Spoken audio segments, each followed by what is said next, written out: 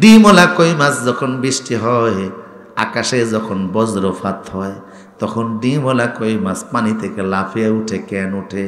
মিনহা খলাকনাকুম ওয়া ফিহা নুঈদুকুম ওয়া মিনহা নুখরিজুকুম তাওরাতান উখরা। আল্লাহু আকবার।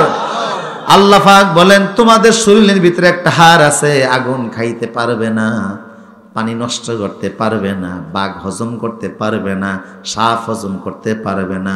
এটা মেরুদণ্ডের নিচে আছে। ওই হাড়ের ভিতরে আমার আল্লাহর পাসওয়ার্ড নাম্বার আছে। প্রত্যেকটা মানুষকে আমি কবর থেকে জিন্দা করব।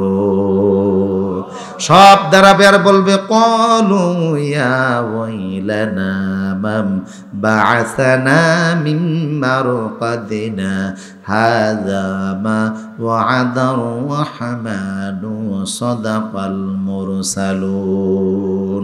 আল্লাহু আকবার। আবু জাহেল বলল, আমি উঠবো না, তোমরাও? লোকেরা বলল, যদি জোর করে উঠায়, কয় আমারে বুঝাও। কয়ে দেখেন না, এই মক্কায় যখন বৃষ্টি হয়, কিছু কই মাছ দেখা যায় মক্কার রাস্তাঘাটে হাঁটে। বৃষ্টির সময় দেখছেন আপনারা?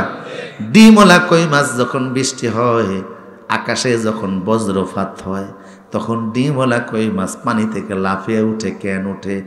বিজ্ঞানীরা বলে, আকাশের মেঘের গর্জনের ডাকের সাথে ডিমওয়ালা কই মাছের মাথার সাথে অদৃশ্য একটা সুতা আল্লাহ টানা দিয়ে রেখে দিয়েছেন। আখিরাত বুঝাবার জন্য আল্লাহ এই কাজ করছেন। আল্লাহু আকবার। নদীতে এত মাছ আছে, কোনোটাই বজ্র ডাকের সাথে উঠে না। শুধু উঠে কোন মাছ? কেন কই মাছ উঠে? পরকালে যে আল্লাহ তুলবেন, সেই জন্য এই মাছের মাথার সাথে ম্যাগনেটিক সিস্টেম আল্লাহ সৃষ্টিগতভাবে করে দিয়েছেন।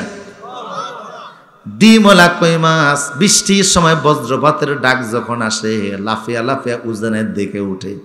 চৌকস বুদ্ধিমান লোকেরা তীর দ্বারা আক্রমণ করে মাছগুলি বাড়ি নিয়ে রান্না করে খায়।